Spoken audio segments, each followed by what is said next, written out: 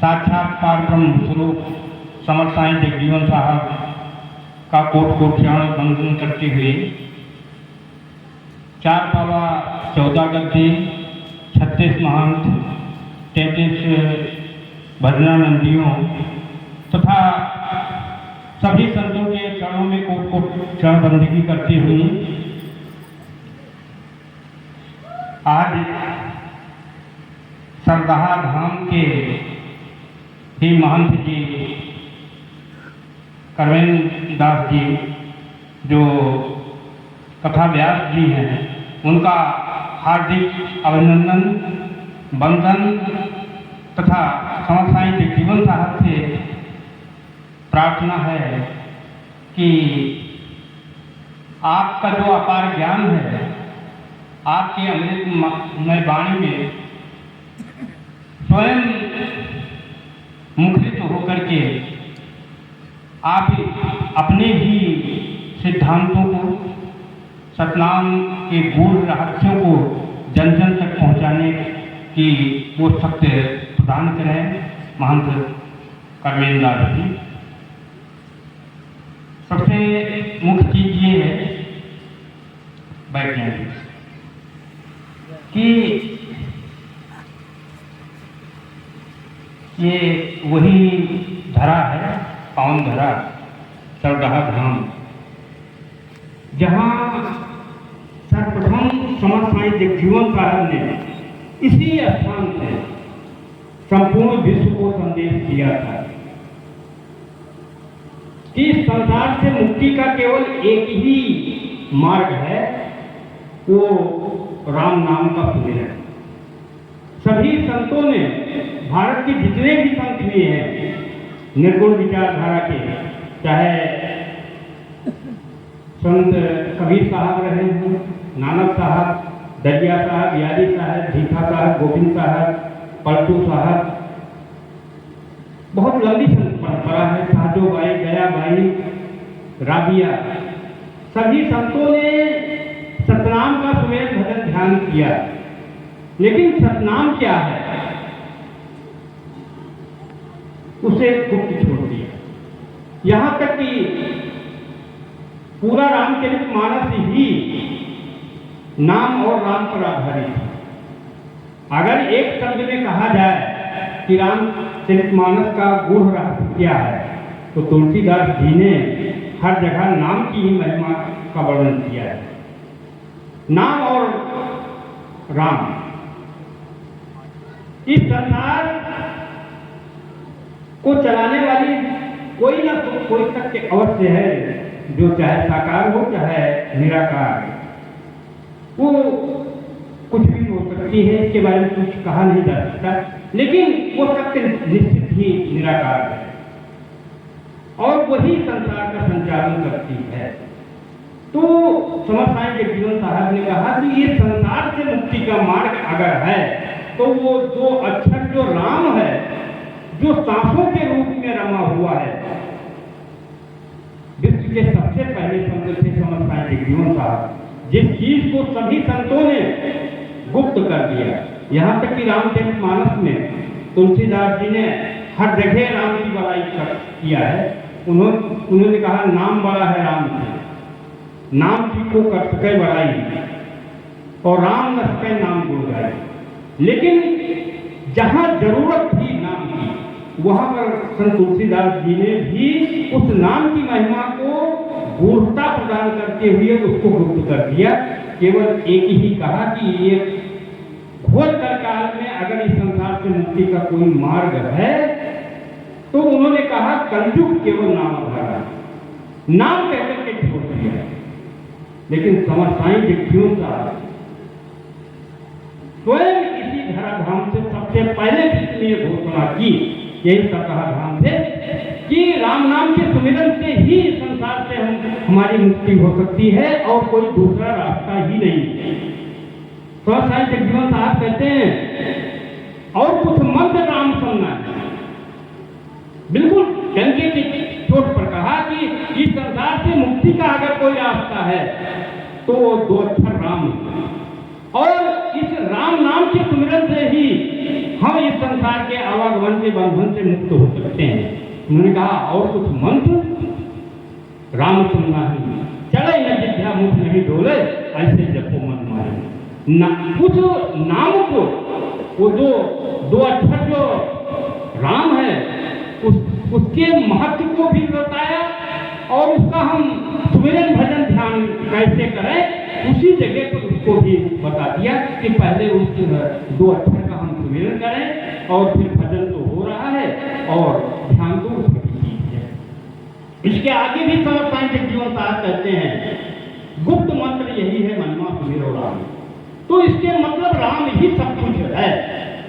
अन्य संतों ने भी इसी दो अक्षर को ही सब कुछ माना। वेदों में तो अक्षर ब्रह्म की ही कल्पना की गई है, जगह जगह पर अक्षर को ही ब्रह्म माना गया है। तो ये राम जो है ये है कौन? अब विषय यहाँ पर था। बड़े बड़े सम्मेलनों में जाने का मौका मिलता है, वहाँ अक्सर होता है कि राम तो 4 प्रकार के हैं, यहीं पर भेद पैदा हो जाता है। लेकिन समर्थ साइंटिफिक जीवन साहब ने इस गूढ़ रहस्य को इतना सहजता से महाप्रलय में बता दिया है। राम न देवम राम न भूतम राम न देही रे। राम का वही पावे जो भक्त नहीं रे, जो जिसके अंदर भक्ति का भाव है वही राम को जान सकता है। राम नाम के गूढ़ रहस्य को इतना आसानी से हम नहीं जान सकते, क्योंकि समर्थ साइंटिफिक जीवन साहब ने ही शब्द सागर में कहा है कि साधो भेद न काहू पावा। उस नाम जो पार ब्रह्म है, जिसको कि वेद जो है नेत कह के चुप हो जाते हैं। हमारे सभी ग्रंथ उस पार ब्रह्म के बारे में बिल्कुल मौन हो जाते हैं, लेकिन समर्थ साइंटिफिक जीवन साहब ने उस नाम को टंके के चोट पर इसी धराधाम से जहाँ आप बैठे हैं पापी धराधाम से ही कहा कि संसार से मुक्ति का मार्ग केवल एक ही है, वो राम नाम का सुमिरन, और संसार में कोई दूसरा रास्ता ही नहीं। साथियों, अब राम नाम ही क्यों सर्वोपर है ये भी विषय पैदा हो जाता है। साथियों, लोग सोहम का जाप करते हैं, लोग ओंकार का जाप करते हैं, लोग हंस का जाप करते हैं, लोग देवी देवताओं को भी पूजा करते हैं। नाना प्रकार के देवी देवता है, अपनी इच्छा अनुसार सभी उसका स्मरण करते हैं। लेकिन साथियों, आपने क्या विचार किया? जब जो सांसों के रूप में जो रमा हुआ है वो राम जब हमारी सांस समाप्त हो जाती है, तो जब हमारी अंतिम पिता के लिए या समाज के लिए जब हमारी अंतिम यात्रा होती है, तो वहाँ ओम नाम सत्य कोई नहीं कहता, वहाँ कृष्ण नाम सत्य कोई नहीं कहता, वहाँ सोहम नाम सत्य कोई नहीं कहता, वहाँ कृष्ण नाम सत्य कोई नहीं कहता, कोई अल्लाह ईसा मसीह गॉड नाम सत्य कोई नहीं कहता। सभी लोग कहते हैं राम नाम सत्य है और सबकी यही गलती है। तो राम नाम ही सर्वोपर, इसलिए राम ही सब कुछ है। अगर राम की इतनी महत्ता न होती तो वो व्यक्ति चाहे अपने जीवन में उस 2 अक्षर राम का स्मरण भी न किया हो, लेकिन जब उसकी सांस खत्म हो जाती है तो मनुष्य उस समय जरूर कहता है कि जन्म मरण ही सत्य है और कुछ नहीं है। राम जो सांसों के रूप में रमा हुआ है वही सत्य है। अगर एक ही जन हमारी आपकी सांस रुक जाए तो इस संसार में सब कुछ असत्य ही है। तो साथियों, सबसे मूल चीज है कि समर्थ साइंटिफिक जीवन साहब ने गृहस्थ जीवन में रह करके कितना अच्छा रास्ता दिया। समर्थ साइंटिफिक जीवन साहब ने संन्यास योग को तो सर्वोत्तम माना, लेकिन सबके लिए उत्तम नहीं माना। 2700 ग्रंथों में तो संन्यास योग भी जगजीवन साहब का है। उन्होंने कहा अगर पूरे लोग सन्यासी हो जाएंगे तो संसार का ये सृष्टि कैसे चलेगी, ये संसार कैसे चलेगा अगर पूरे लोग सन्यासी ही हो जाएंगे। इसलिए जगजीवन साहब कहते हैं कि गृहस्थ जीवन सर्वोपर है, और इस गृहस्थ जीवन में रह करके ही अपना समय निकाल करके जब भी समय मिले हम उस 2 अक्षर को जो है हम सुमिरन भजन ध्यान करके ही संसार से मुक्त हो सकते हैं, कोई दूसरा रास्ता नहीं बना। साथियों, इस संसार से भाग करके उसका सुमिरन भजन ध्यान नहीं किया जा सकता। बुद्ध का मार्ग सबसे अच्छा रहा है। श्रावस्ती में एक बहुत बड़ा सम्मेलन था बौद्ध का, उसमें इत्तेफाक से मुझे जाने का मौका मिला। तो लोगों ने कहा कोटल धाम से कमलेश दास भी आए हैं। तो वो बहुत बौद्धिस्ट लोग बहुत झुल्ला करके एक तो आखिरी में टाइम भी दिया और उन्होंने कहा जगजीवन साहब और बुद्ध जी का समन्वयवादी सिद्धांत दोनों में क्या समानताएं हैं? बाबा जी एक ही बता दीजिए। देखिए, बुद्ध का दर्शन से गजब है। अगर भारत की पहचान है तो विश्व स्तर पर बुद्ध से है, लेकिन उनको भी गृहस्थ जीवन छोड़ करके भागना पड़ा। और हमारे समर साईं जगजीवन साहब कभी भी गृहस्थ जीवन नहीं त्यागा। उन्होंने अविनाश जैसे महाग्रंथ में कहा, बिन ब्याहे मन रहता नहीं, क्रिया भोग भक्त हो जाए। मतलब ईश्वर के भजन, सुमिरन भजन ध्यान के लिए जो है हर त्यागने की जरूरत नहीं है। घर में रह करके जब भी समय मिले अपने घर का काम भी कीजिए और जो समय मिले सच्चे हृदय से उस प्रभु का सुमिरन भजन ध्यान कीजिए। यही रास्ता है।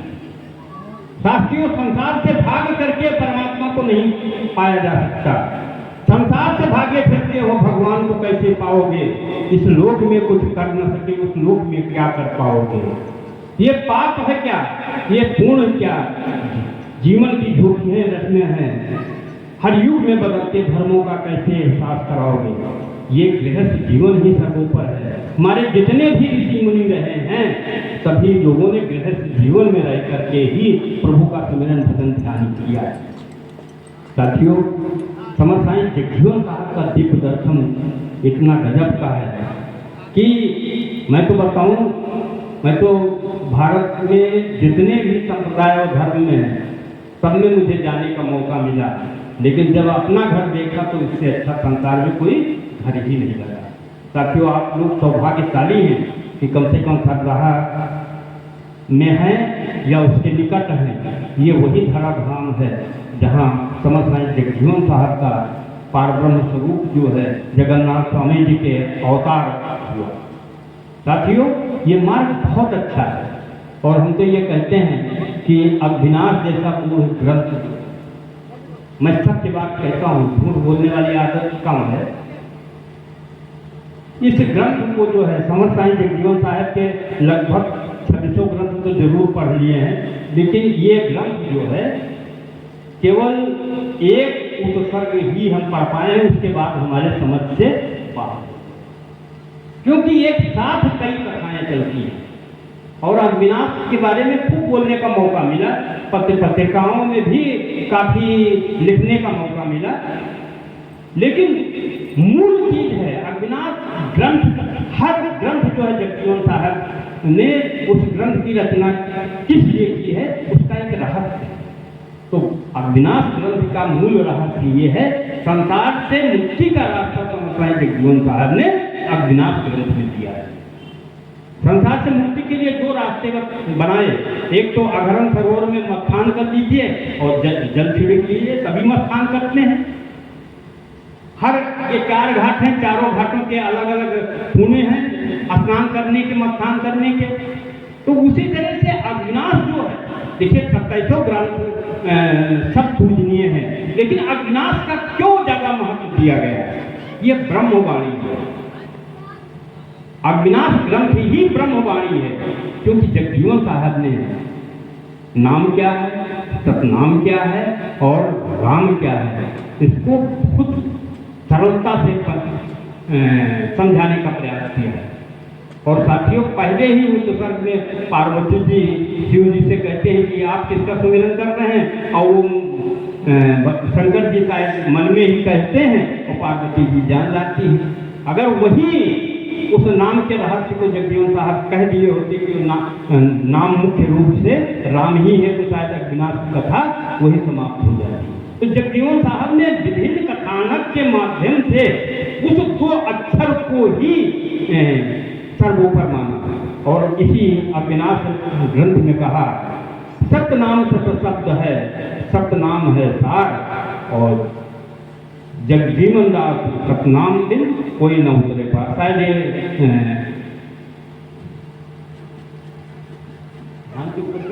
सतनाम सत्य शब्द है, इसी का है। हाँ, सतनाम सत्य शब्द है, सतनाम है सार, जगजीवन दास सतनाम दिन कोई न उतरे पार। साहब ये सतनाम जो है, राम नाम ही सतनाम। संतों ने इस नाम की महिमा बनी रहे। अगर लोग कह देते कि राम ही सर्वोपर है, तो कृष्ण वाले इसका विरोध करते, देवी देवता विरोध करते हैं, उनके मानने वाले विरोध करते हैं।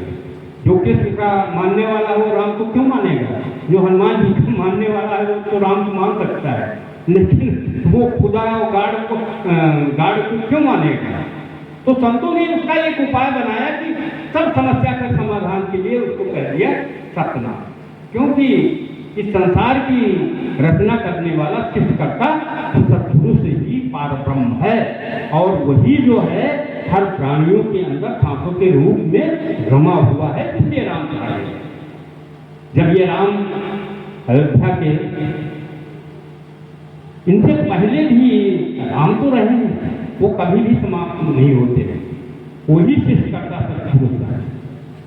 साथियों, सबसे मुख्य चीज है ये जो मानव जीवन मिला है, ये बड़ी मुश्किल से मिला है, इसको व्यर्थ न हो जाए। क्योंकि करोड़ों युगों तक हम विभिन्न योनियों में भटकते रहे, काजनी कितने जन्म लेते रहे, मरते रहे, आते रहे, और सभी जन्मों के पूर्ण जब एकत्र हो गए और उसी परमात्मा की इच्छा हुई तो हमको ये मानव तन मिला। और हम ये कॉल करके आए थे कि हमारा जन्म हो, और क्योंकि इस संसार से मुक्ति जो है अन्य योनियों में हो ही नहीं सकती, मानव योनि ही सर्वश्रेष्ठ है। बड़े भाग मानव तन पावा। सभी संतों ने इस मानव तन की महत्ता का वर्णन किया है। तो ये बड़ी मुश्किल से मिला है ना, और हम इसको नाना प्रकार के दुष्व्यसनों में खो देते हैं। हम भी मोबाइल देखने में ज़्यादा टाइम बर्बाद कर देते हैं, जबकि ये मूल चीज़ है, ये जो समय है सुमिरन भजन ध्यान का है, इसमें व्यर्थ हम धूप खो देते हैं। तो ये जो मानव तन मिला है, इसी से ही मुक्ति मिल सकती है। देवताओं के जो है, देवलोक के जो है, अच्छे कर्म करके हम देवलोक को तो प्राप्त कर सकते हैं, लेकिन देवलोक से भी मुक्ति नहीं हो सकती।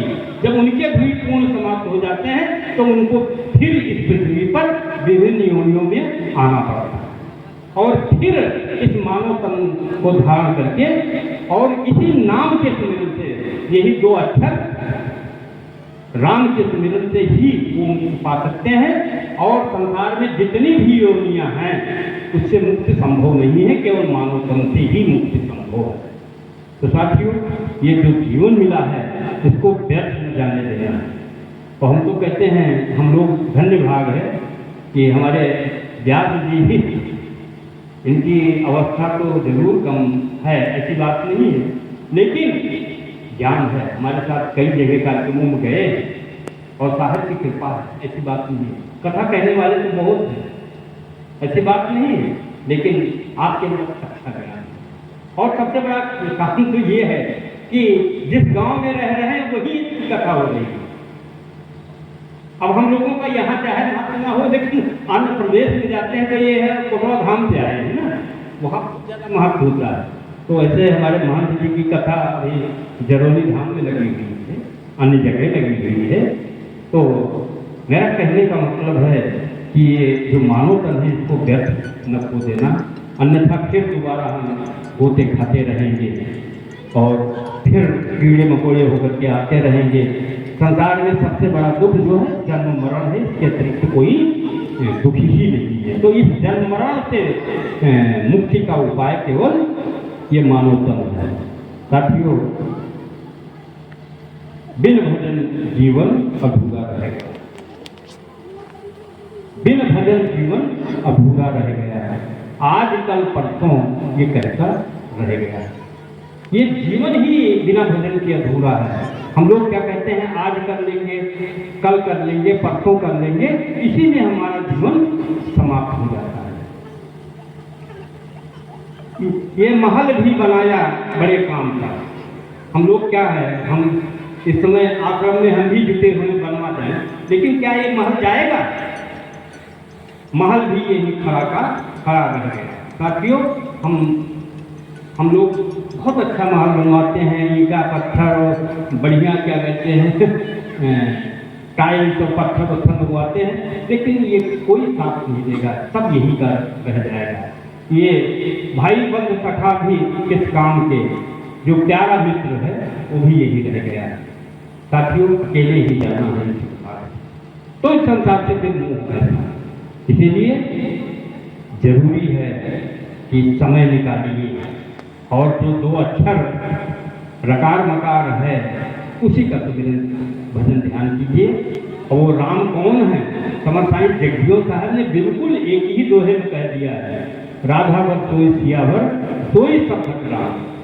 जो श्री कृष्ण के अंदर सांसों के रूप में परम सत्या व्याप्त, और जो राम के अंदर भी सांसों के रूप में परम सत्ता व्याप्त थी, जो सांसों के रूप में रमा था, जगजीवन दास सोई सब घटना, वही सभी प्राणी के अंदर व्याप्त है। और जगजीवन दास जो अक्षरा तो ये है सतनाम साहब, ये सतनाम ही सर्वोपर है और राम नाम ही सत्य है, इसके अतिरिक्त संसार में कुछ भी नहीं है। इसलिए कहा गया है, समर्थ साईं जगजीवन साहब ने कहा है, तज प्रपंच सकल संसारा और सत्य नाम जप उतरो पारा। तज प्रपंच सकल संसारा और राम नाम जप उतरो पारा। साथियों, इस संसार से मुक्ति का मार्ग जो है 2 अक्षर राम ही है। हमारे साथ कवि और प्रेमदास प्रेम जो जगजीवन साहब पर आपकी दिव्य तीरथ बंदगी और शब्द सुमन और अभी दोहावली प्रकाशित नहीं हुई है, वो हमारे साथ समय निकाल करके आए।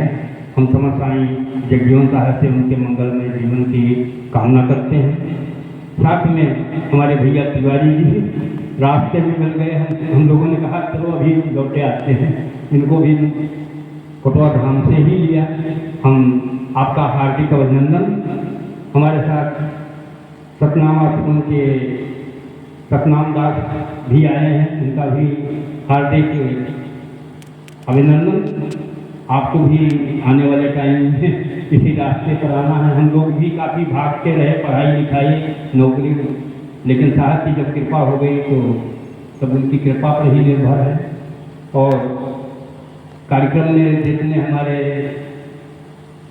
भक्त जी हैं उनका हार्दिक अभिनंदन, हमारी माताएं बहनें उनका भी हार्दिक अभिनंदन। और भक्ति की सही प्रकाशता तो हमारी माताओं बहनों में भी होती है। पुनः व्यास जी का हार्दिक अभिनंदन, क्योंकि हमको आने का मौका दिया। साथ में उनके सहयोगी बंधुजन का भी हार्दिक अभिनंदन और सबसे समर्थ साईं जगजीवन साहब के मंगलमय जीवन की कामना करता हूँ। साहब सतनाम सतनाम सतनाम।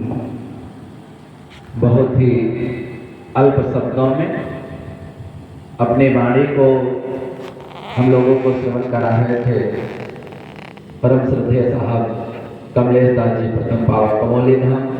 आपकी वाणी को श्रवण कर ऐसा लग रहा था कि बस सुनते ही जाए, तृप्ति नहीं होती है हृदय की जब नाम की महिमा गाई जाती है। चरित्र तो सभी गाते हैं और सबको चरित्र सुनना प्रिय है, लेकिन जो नाम का प्रेमी है उसको कुछ अन्यत्र कुछ अच्छा ही नहीं लगता।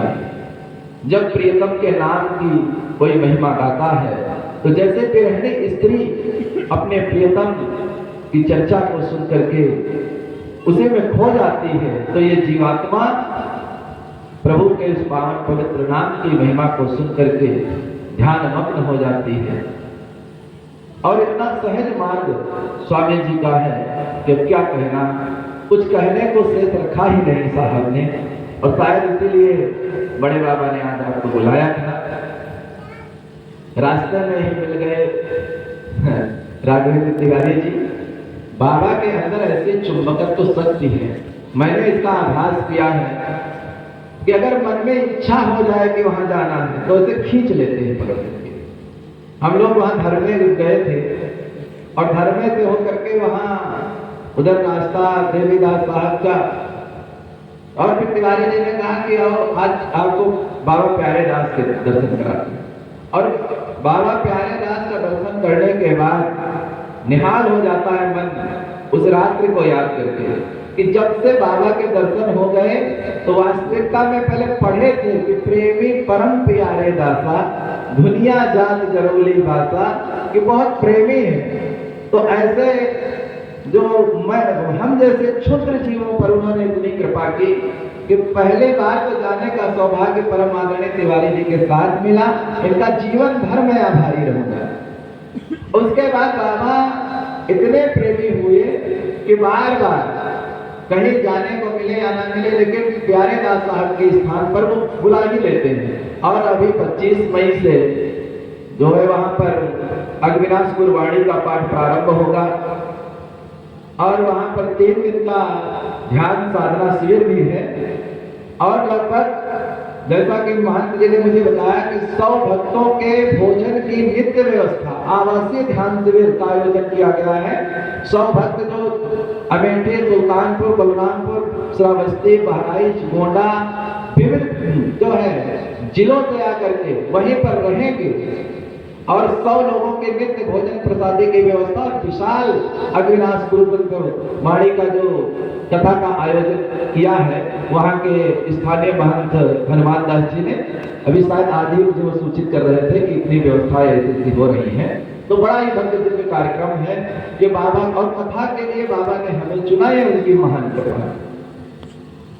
तो ये बड़े बाबा